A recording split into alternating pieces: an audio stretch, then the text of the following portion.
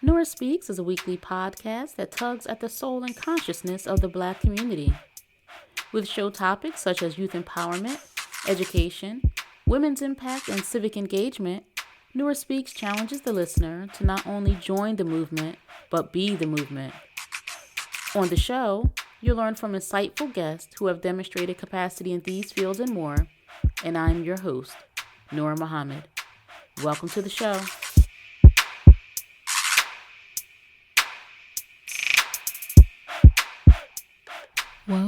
Welcome to another episode of the Nurah Speaks podcast, and I am your host, Nurah Muhammad, and welcome to episode 194 of the podcast. Thanks again for coming back and joining me for another week. And in this week's episode, I want to talk about how we measure progress, meaning how is progress being measured in Black America by Black Americans. And before I get to that, I want to encourage you to be sure to subscribe to the Nurah Speaks podcast wherever you're listening now. And you can get it on Apple Podcast, Spotify, Google Play, Google Podcast, Amazon.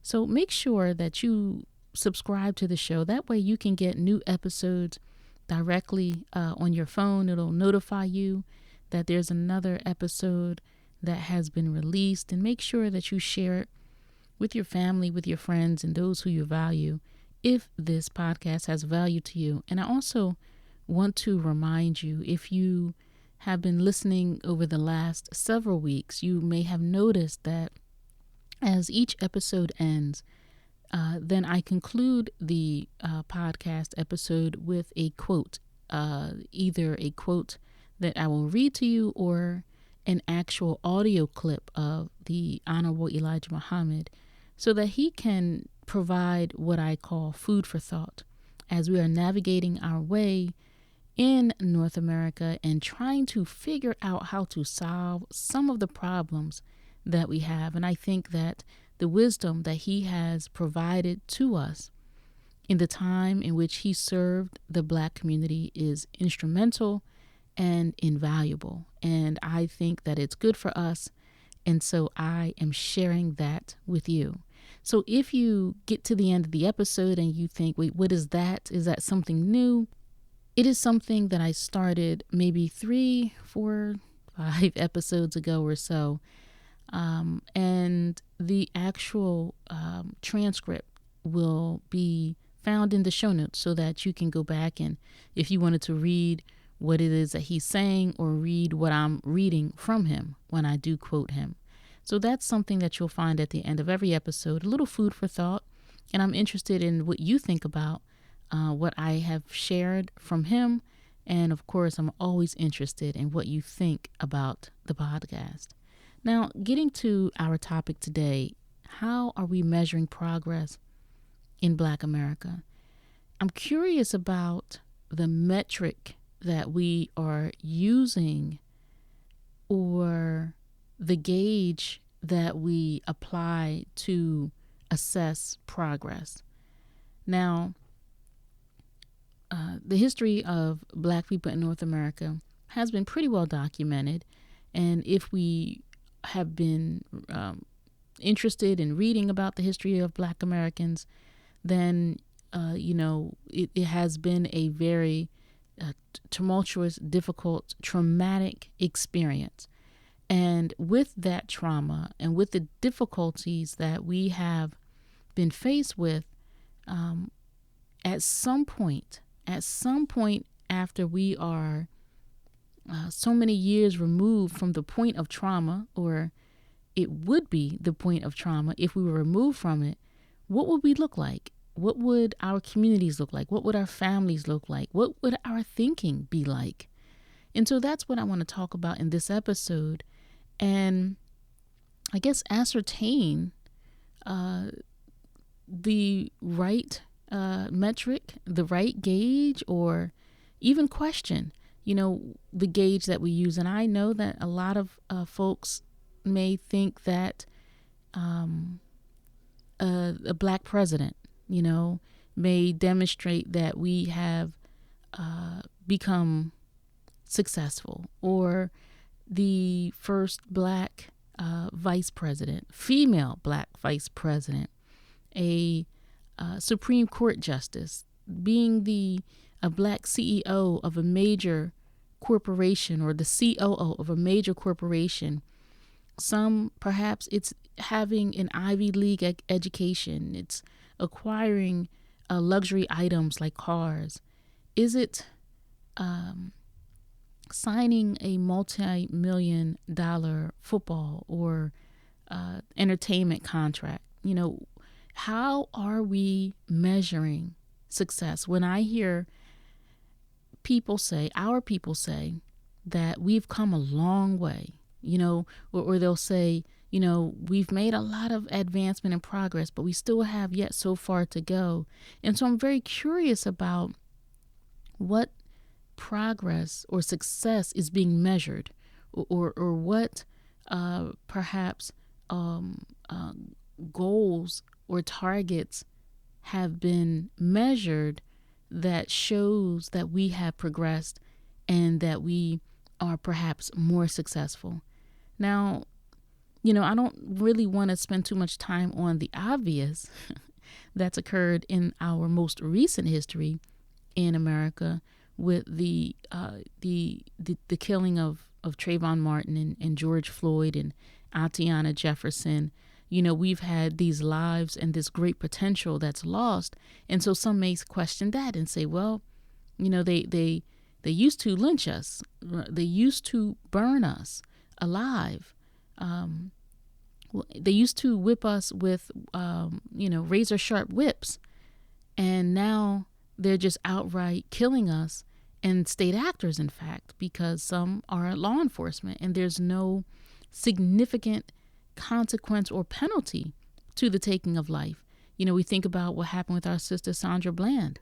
We think, wait, so who's going to be responsible for that sister not being with us anymore? And so as it happens, we can definitely question those incidents and reflect and decide, have we made progress? And some may say, because the taking of black life continues and it seems to continue with impunity, then there has been no progress. And some may say, well, certainly, we've made advancements, certainly in the political realm. We've made advancements in economics. We're more of us are homeowners, right? And then some may counter that and say, well, we're also killing each other in our own communities. We also have very high or too high maternal morbidity rates, infant morbidity rates. Some may say that our progress isn't reflected when we're looking at the educational outcomes, the economic outcomes, right?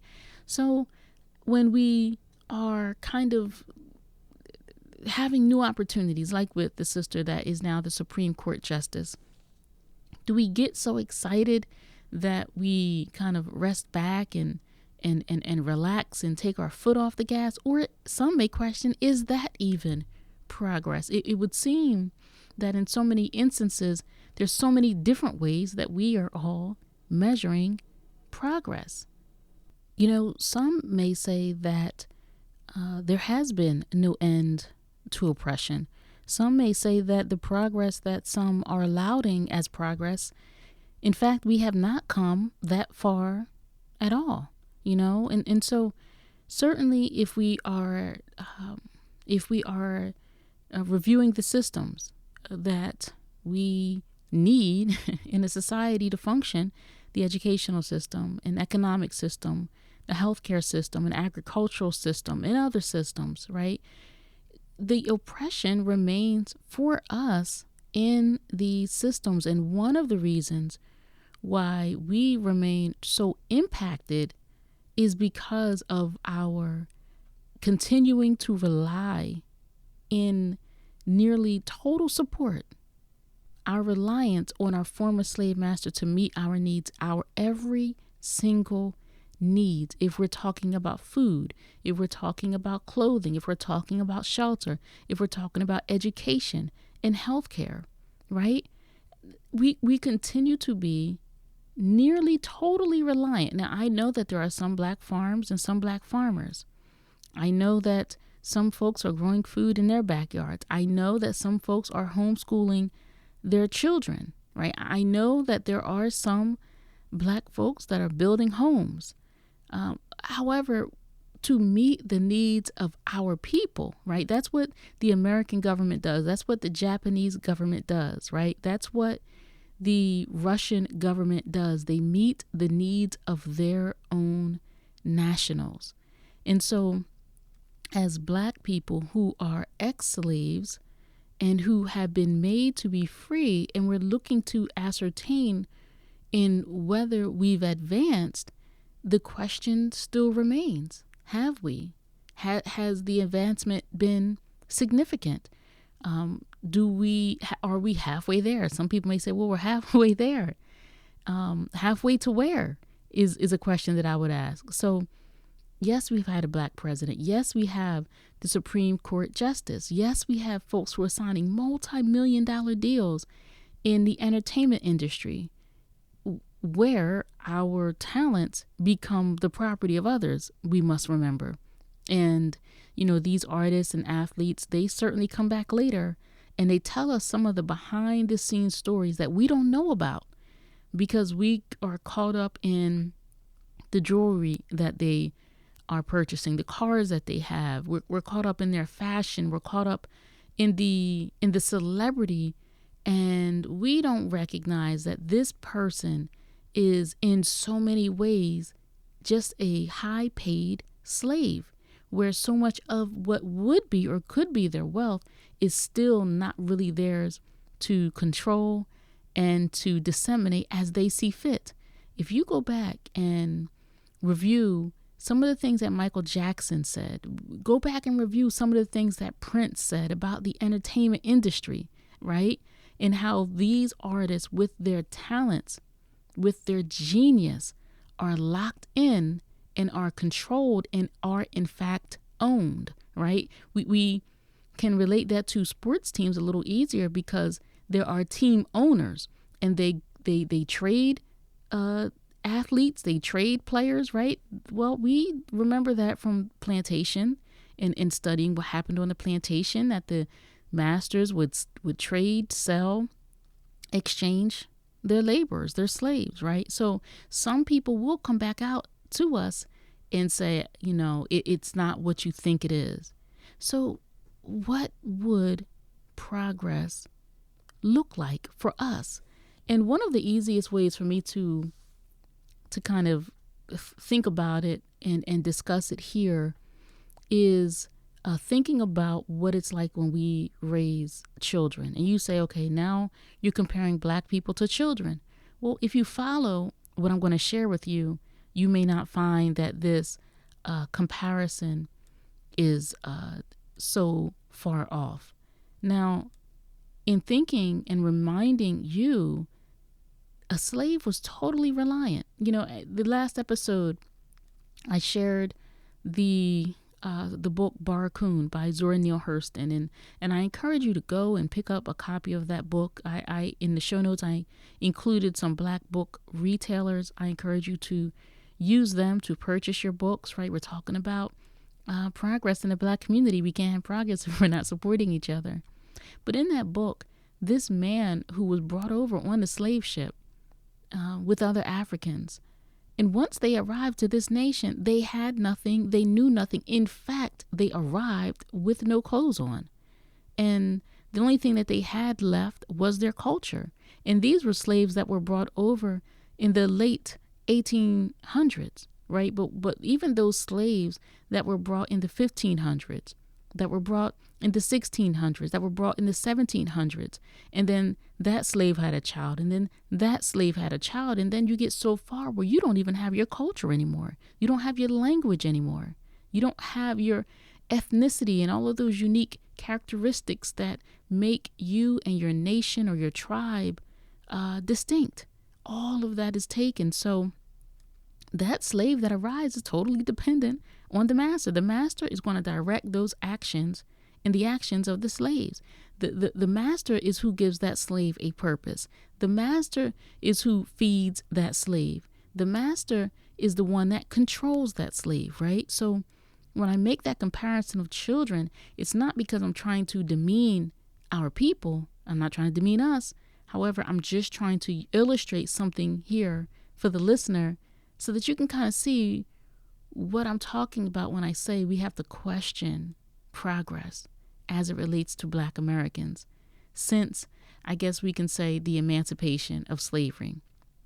Right now, if raising children, one of the ways that we rate a child's success is by how functional and self-reliant that child becomes after all that we've given them.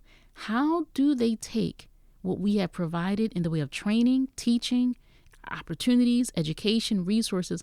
How do they take what we have given them and make a way for themselves, right?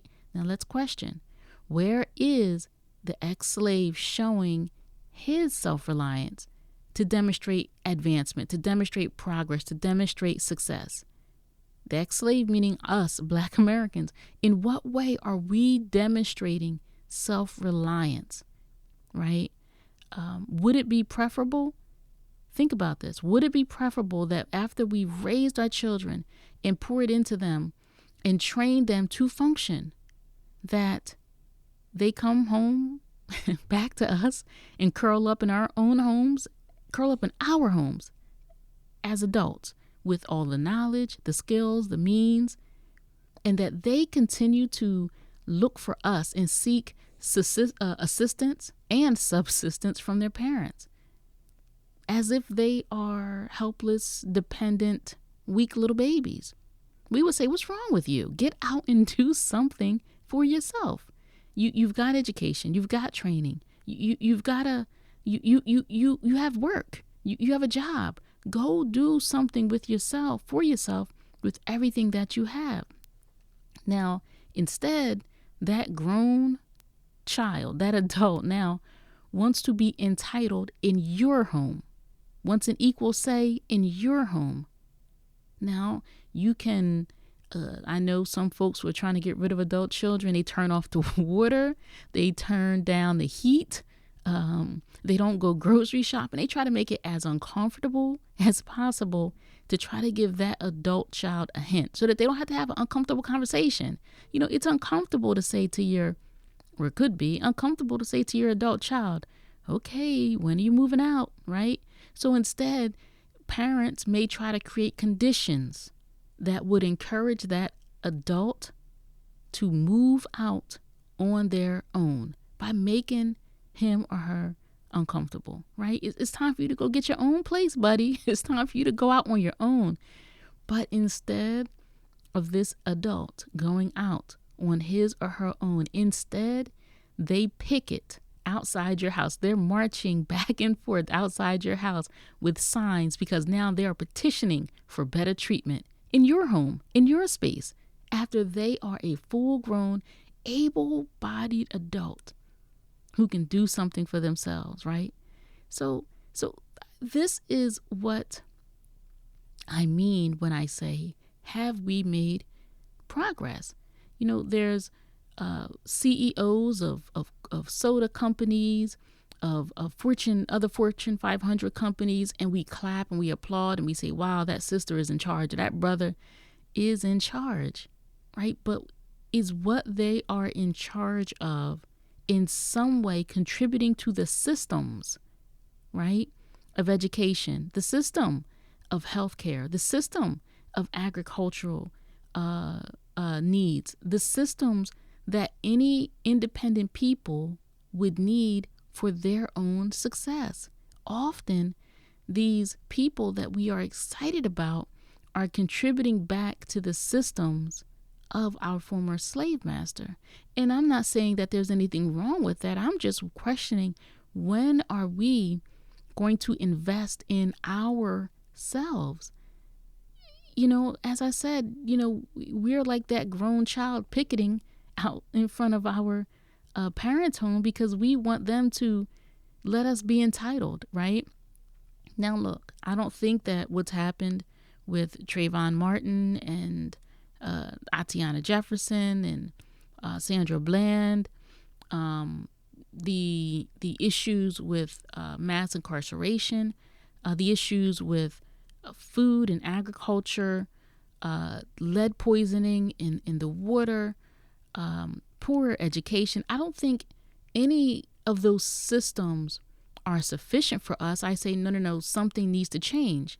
Absolutely, without any doubt.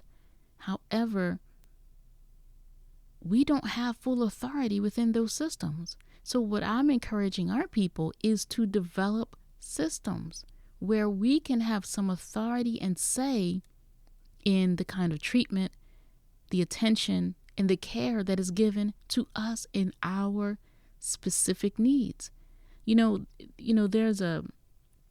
There's a phrase called cultural competence, right? Where you'd want a therapist, a teacher, a psychologist, a medical provider. That person should have some kind of cultural competence so that when we go to be treated, or anyone goes to be treated, that practitioner, that educator, that therapist is qualified because they are culturally competent, meaning they understand the nuances of this people. And so often we recognize that so many of our nuances are misperceived, misunderstood, and we're often misperceived and misunderstood. The criminalization of our Black children, the boys and the girls, where their behavior is described as criminal, whereas another child's behavior could be described as rambunctious, because the practitioner does not understand that student. So I encourage our people to consider what progress would look like. Let us prove how smart and capable we are so that we can begin addressing our own needs so that we don't have to complain about what we think is unfair in the current systems. I think one of the problems that we have is that we're trying to change systems that we don't have any control over. And as I said, there's not necessarily anything wrong with that effort. My challenge to us is when and how are we going to develop our own systems or use the effort that we have for developing something that is controlled by us. Me pulling up to your dinner table is not a show of my capacity. It shows that I, in fact, refuse to set up my own dinner table because I'm comfortable eating from the scraps that you give me. If you give me scraps, and even if you don't give me any scraps, I'll be back tomorrow, and I'll be back tomorrow. Even if you kick me, beat me, I will keep showing up. That does not look like progress. Sure, we are not on the plantations picking cotton anymore. Sure, we are not, dealing with the slave masters or the overseer's whip. Sure, some of that has changed, and there have been advancements. But I just caution us to get too comfortable in watching the first Black president, the first Black female vice president, the first Black Supreme Court justice. Let us not get too hyped off of the firsts when we don't have the first educational system or the first healthcare system that's serving our needs and making us a priority. And ultimately, that's the point here. We have to make ourselves a priority. That is what progress would look like.